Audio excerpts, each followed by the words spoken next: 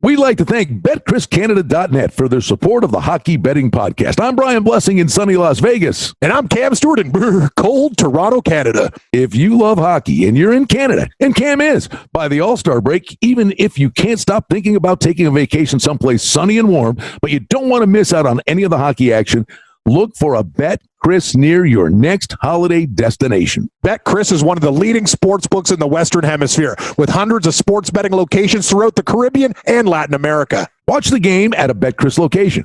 Food and drink specials and VIP lounges are available at many BetChris locations. Use the promo code PODCAST when you open your BetChris account. Place some bets on your game and collect your cash at the window when the game is over. BetChris offers single bets, parlay bets, teasers, and more on pregame and live odds for hockey and all your favorite Canadian and American sports leagues. And BetChris offers a variety of team and player props, including futures.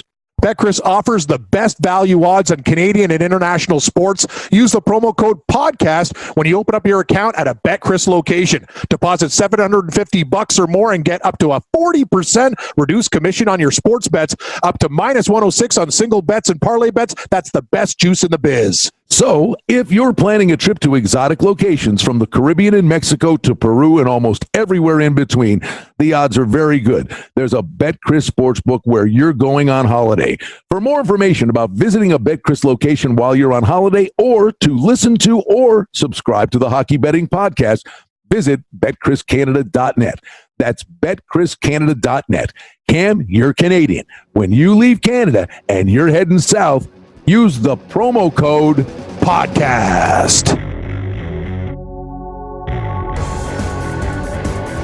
You're listening to the Hockey Betting Podcast, presented by BetChrisCanada.net. This is the Hockey Betting Preview for Thursday, October 31st, 2019.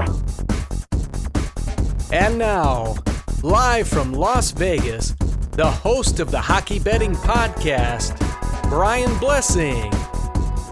All right, we love talking hockey. It's always a treat. Brian Blessing in Las Vegas. Cam Stewart's north of the border.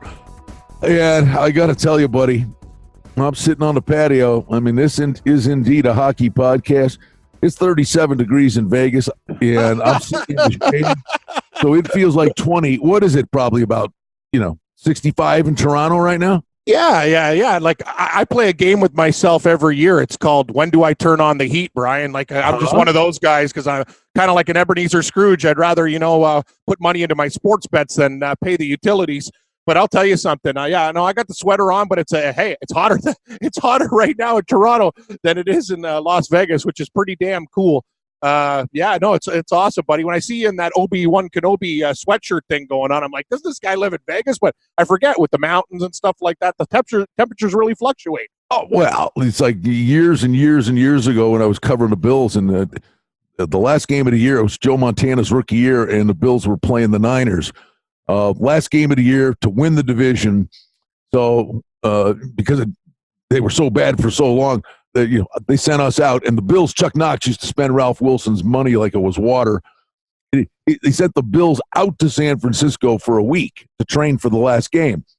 And it's like that saying, the coldest ever been was a summer in San Francisco. Or, I mean, in the day is like 60 degrees, and at night, I mean, you felt like you were in Alaska. And it's the same thing here. In the day, in the sun, it's fine. But in the morning and the night, cool. A tad on the chilly side. Yeah. And we'll see if we can heat it up on the ice tonight, Cam. We got just a couple of games. Yep. We'll start with Calgary at Nashville. And Calgary, at the moment, is kind of on a dead under run.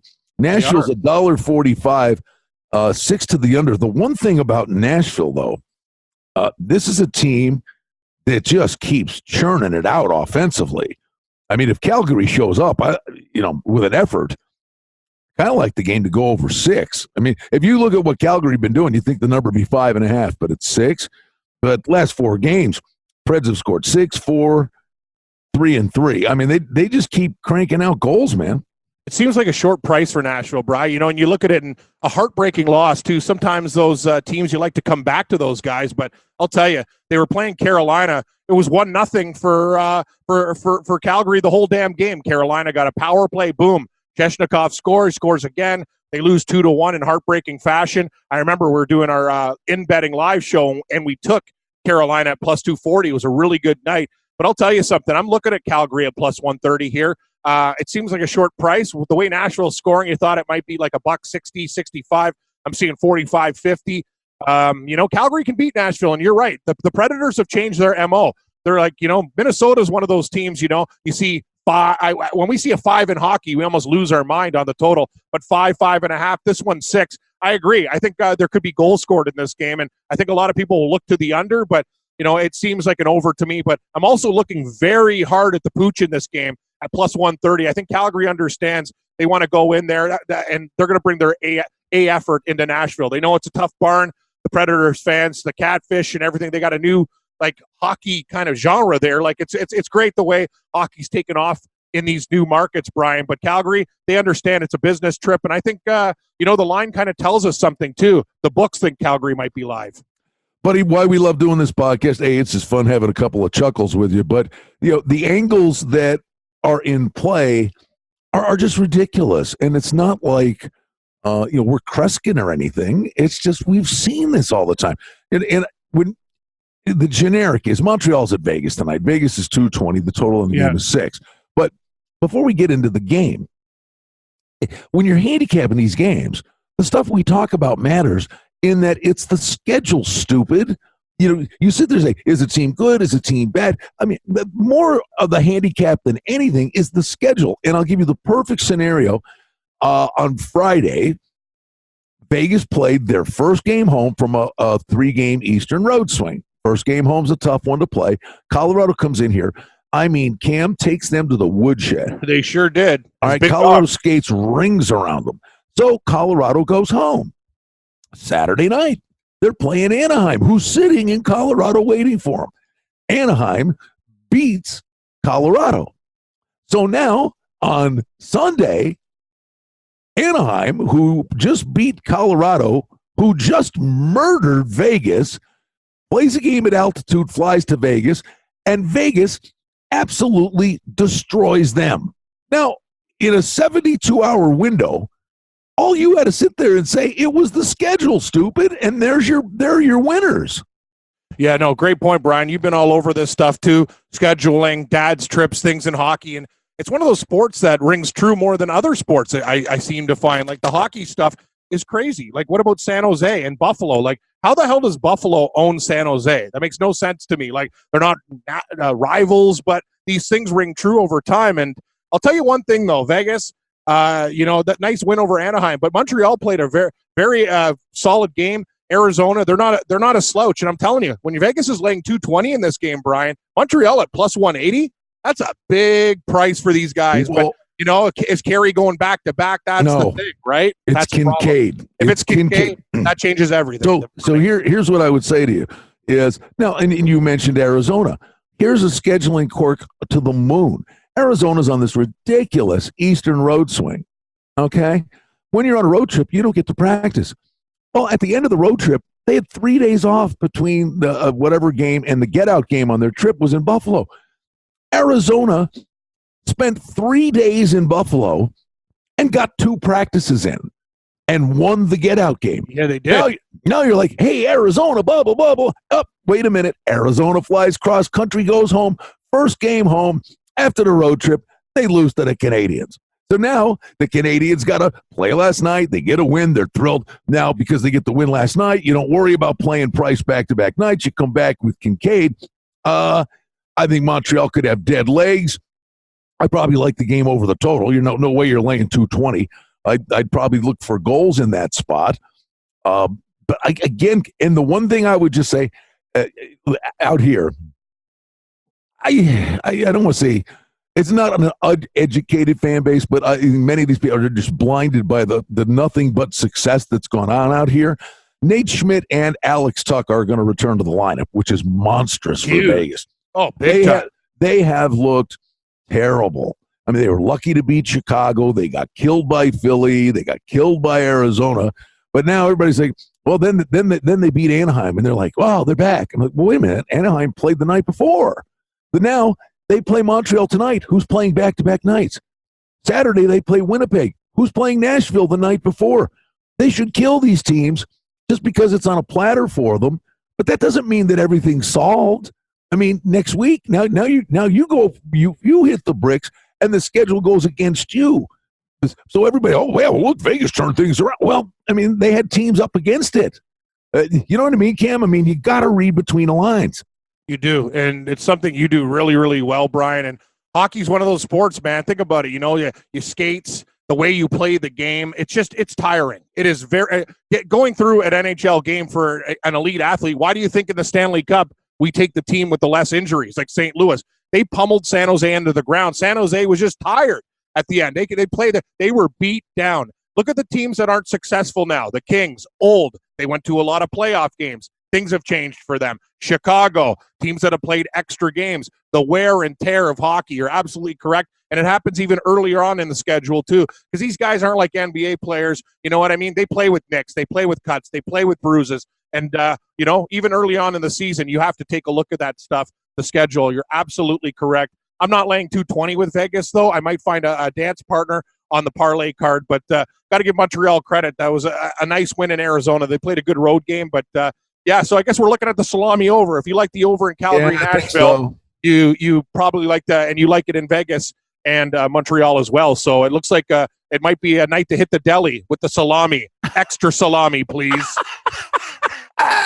All right, tomorrow. Now we just said all this stuff, so let's see if it comes to pass. There are two things going on, and we'll get to Tampa Bay in a second. We will. I want to talk to you about Washington is hosting Buffalo.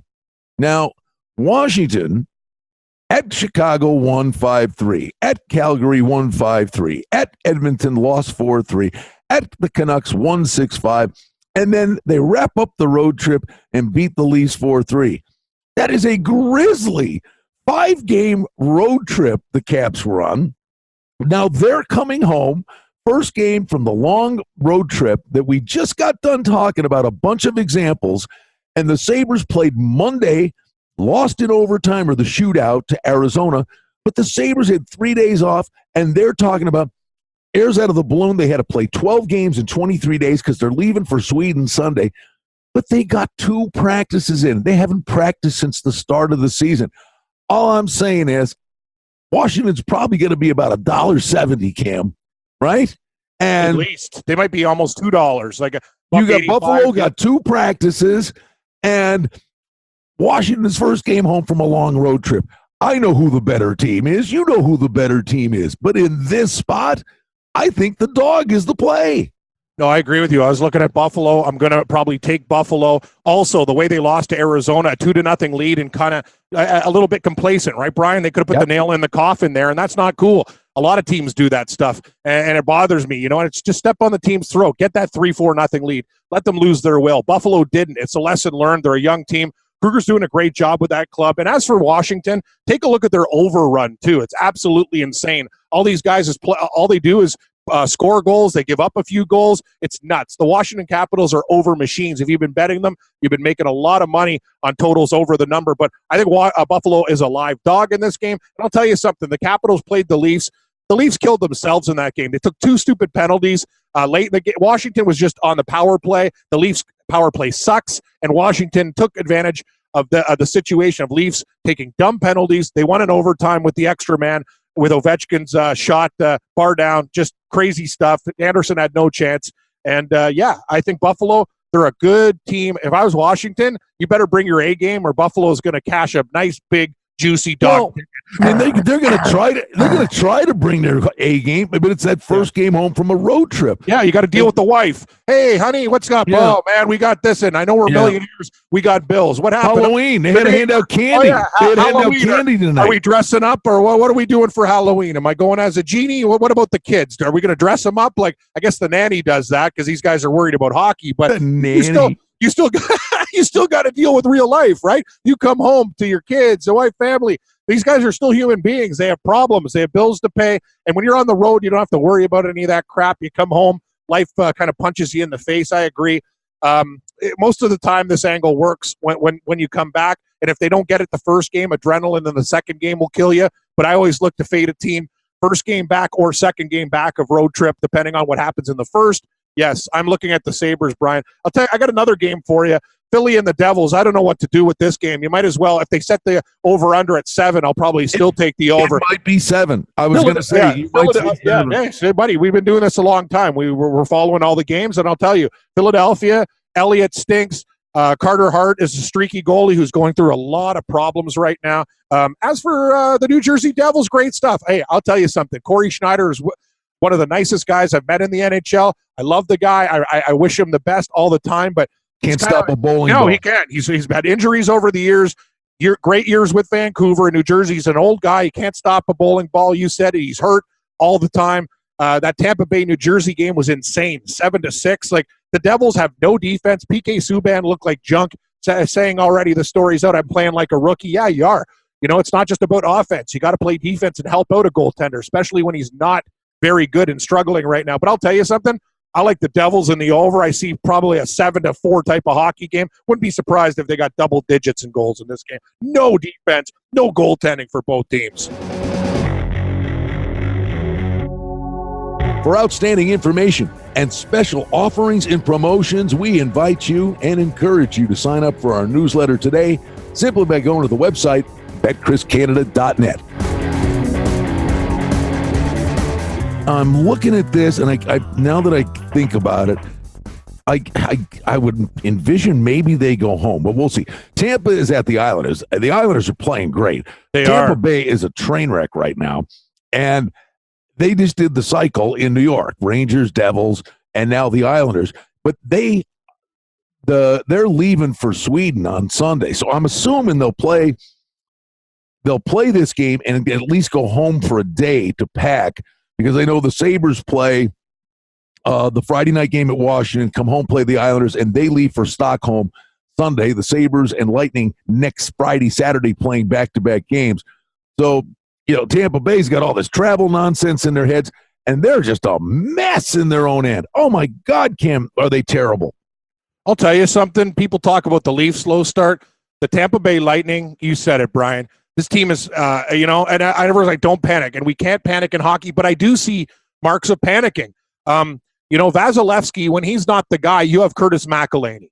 Nice guy and all, but let's talk about it. The Leafs got rid of this guy as like a third-string goaltender. He had a run. This is what happens in sports and hockey. Goaltenders get it. Mrazek had it. McElhinney had it. That was magic for the Carolina Hurricanes. It was a perfect storm. That's you got to run and you get a contract. Yes, you do. You get a run, you get a contract. Now reality sets in. He's not good.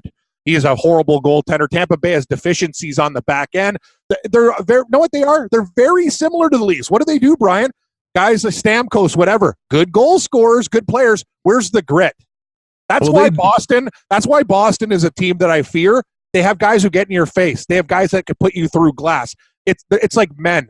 They're very good, Tampa Bay. Don't get me wrong. Skilled players. But in the NHL, come playoff time, too, especially in playoff time, you need guys like Tom Wilson. You need guys that can score, hit you, bury you, play a mean forecheck game. That's the problem. Everyone looks at, these skilled guys. He's so good. Look at him with the puck. Well, yeah. The other guys who could do they could do the same thing, but they can also put a bullet through you because they hit you every time you touch the puck and wear you down. Tampa Bay needs to get tougher, and their forwards don't play enough defense. They don't back check, similar to the Leafs, and their defense, like the Leafs, not good enough. Two very, almost mirror images. Tampa Bay has a little more talent on offense. And the Islanders on a heater, 7-game winning. The Islanders are a team you don't want to play, too. They play that game. Barry Trotz goes, what are we good at? This is what we're going to do. We're not going to put ourselves in bad situations. We play defensive hockey, and we attack your mistakes when you're too aggressive.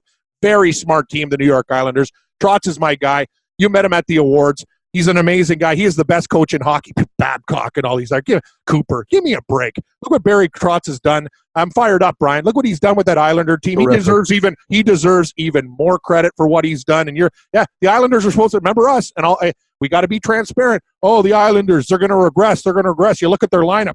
How could they do it? Well, they do it. They just have professionals, underrated guys who show up to work every day with their hard hats, and they have a leader that players believe in. Love the way the Islanders play. Here, I'm hoping for a sneaky opportunity, and I doubt we'll get it. Dallas is at Colorado. Florida beat Colorado 4-3. Florida is, the offense first, defense be damned. But Colorado, it's McKinnon against the world. They are a mash unit. It's McKinnon and McCarr, basically, versus Dallas. Dallas can't shoot it in the ocean. I doubt we'd see 6, but even if it's 5.5, I'd be leaning under the total in this game. Yeah, it's one of those ones that you look at Dallas. They didn't have any goals against Minnesota till they exploded and came back in that game. Man, imagine you took the live betting when they were down like 3-0. That would have been huge. Colorado, on the other hand, they pissed that game away against Florida.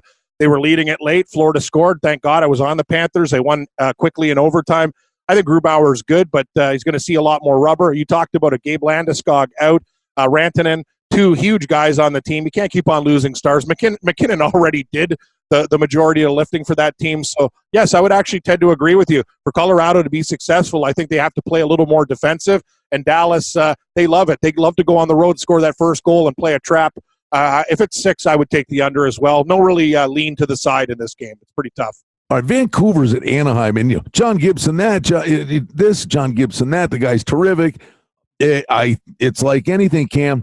The guy's just getting pumped in his own end, and at some point you wear down. You look at this team that is a dead under team. Last 3 games, won at Colorado 5-2, lost in Vegas 5-2, beat the Jets 7-4, and now the Canucks are coming in, and Vancouver's on a dead run. With their offense. Let's give Travis Green and the Canucks credit, Brian. Like I like this team. When we did our pre-season shows, we talked about them improving. But man, I got a lot of. I'm kind of the Vancouver's a team I never really liked. I always thought they were flaky.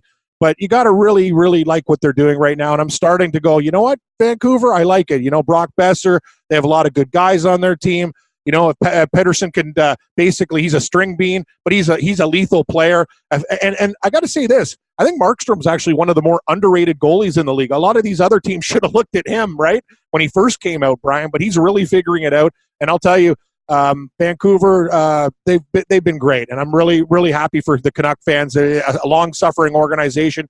Maybe they can make the playoffs this year, but this could be a bad spot for them. They went to L.A. and beat the Kings in that game. 5-3, but the Ducks, they've been playing good hockey. Winnipeg had a lead on them. They battled back. They're just one of those teams that get no respect. In Vancouver, pretty successful road trip. I think I'm going to probably lay it down with Anaheim, and you're right, goals galore in this game. Hey, and real quick, I just want to go to one thing on Saturday, then we'll just do a little bit of an overview. Pending what happens on Friday night, the Leafs are at Philly. Yeah. Now, Philly's playing Jersey. And we've already talked about that game should be a circus act. Is this crazy? 7 is certainly in play. Oh, it is. Is it possible? And 7.5? Honest to God, I'm just throwing it out there. If Philly and Jersey play a 6-5 game, yep, right? But I think it's all contingent on what happens Friday night. But if Philly and Jersey play a 6-5 kind of game, might we actually see a 7.5? I mean, I would consider that if I was hanging a number. I would too. And that's the thing. I don't think the books will. I think they'll probably put a 7 with high juice. But if it keeps on happening, I would post 7.5. This Philadelphia team, we talk about it, they're a train wreck. Like, do you think the Leafs got problems defensively? I like Travis Samheim offensively, just horrible in his own end. Gots to Bear, Shane Gots to Bear, whatever you call him, Gots to be here, I call him. Well, he gots to be nowhere. Because he's not going to block any shots or do anything. He'll score you a power play goal, Philly, and then you have the back end. You got the tenders with Brian Elliott, who's barely an NHL goaltender, and a kid in Carter Hart that's seeing more rubber than a porn star. I don't know what's going on, Brian. I tell you, Philadelphia is a train wreck, and I'll take the Leafs in that game to the over. Oh, by the way, I want to go back to that Anaheim game real quick for Friday night. Josh Manson's out now. And Lindholm was hurt. He may be back, but I mean Anaheim, which is ridiculous. This plethora of riches they had on the blue line 4 years ago, and now it's ridiculous. I mean they've got nobody. They have nobody. They got rid of Jake Gardner to Toronto. Like, Theodore. the guys they'd have. Like, Theodore. I know Theodore, Vatanen. Yeah, they'd actually be like the best. If me and you were in Anaheim in the boardroom, they're going, oh my God, we're actually competing with teams and we have none of these defensemen back. Imagine these guys were there, Brian. Anaheim would be a scary team like they used to be. But yeah, they cleaned out the cupboard big time. I'm not sure if Anaheim can, hold this down. It's a long season. You talk about it. Gibson guitars. He's great early, but over time, I love your sayings, Brian. Water finds its level. You can't maintain paces like that. It's like a golfer, 63, 64, whatever. You're going to shoot that 73, 74. In hockey, you could ride the streak out, but it's not going to happen. He's always a first half starter. So Anaheim's a play on team now, but we'll be probably playing against them later on. Hey, wrap it up with this one on a Friday night. Maybe another real opportunity with everything we've been talking about.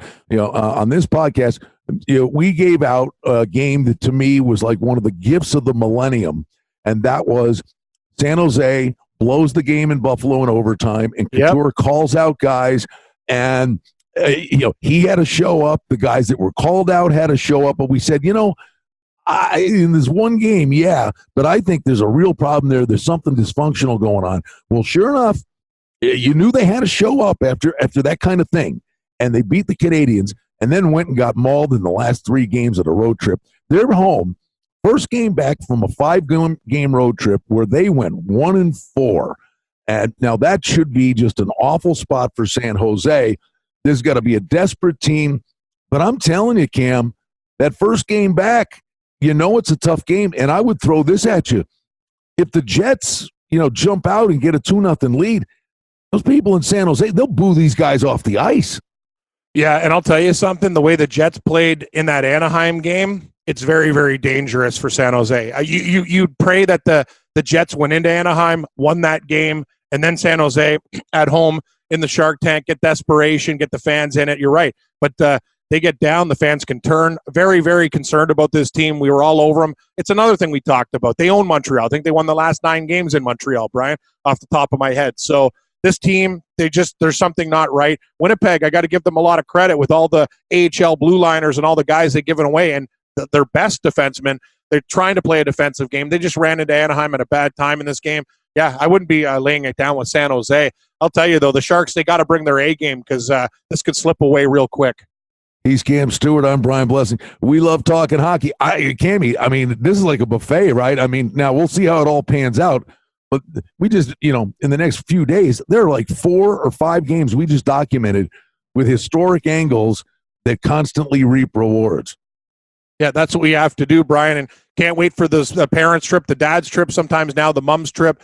Great angles. People are like, you're betting a game because it works. That's why, because it happens every time. And you're right about the strategies too of the travel. See what's going on. Try to find the situations, and we could find these angles. Hockey is one of those sports that the angles present themselves sometimes. I would say better than a lot of the other sports too, right, Brian? Because of the physical nature of it. But I will say, yeah, you're absolutely right. We'll be all on top of these things, and hopefully we can make the listeners some money. It's been a pretty good start to the season, Brian. I'm not complaining. I had one night where I got pumped. I went 0-4, but come back the next night going 7-1. So, it's one of those things. Sometimes you're going to have a bad night. The key is over time, try to get plus in your account, and that's the way to do it. Build it, and hopefully we can help you build your accounts.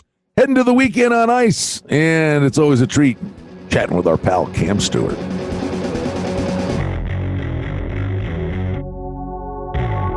You've been listening to the Hockey Betting Podcast, presented by BetChrisCanada.net. For outstanding information and special offerings and promotions, we invite you and encourage you to sign up for our newsletter today simply by going to the website, BetChrisCanada.net.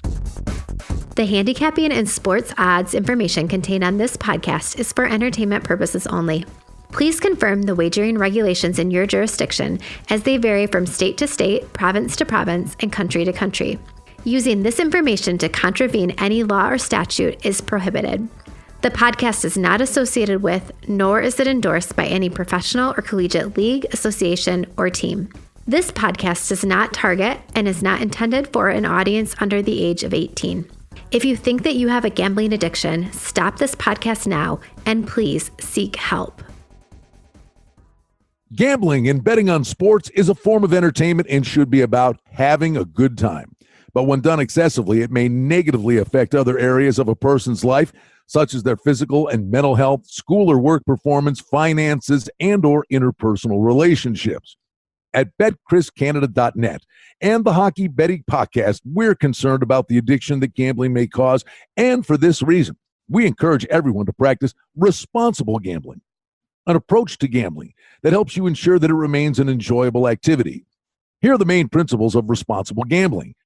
Don't think of gambling as a way to make money. Always gamble with money that you can afford to lose. Set limits and stick to them. Never chase losses. Don't gamble when you're depressed or upset, and create a healthy balance. Always be aware of how much time you spend gambling or thinking about gambling. And do not allow gambling to cause you to miss out on time with family and friends or time spent on other activities you enjoy. By following these guidelines, gambling can be a good time and great entertainment. If you feel at any time that your gambling is taking away from important areas of your life, is causing you stress or depression, or is leading to financial losses that are beyond your control, please reach out for help. Learn more at responsiblegambling.org.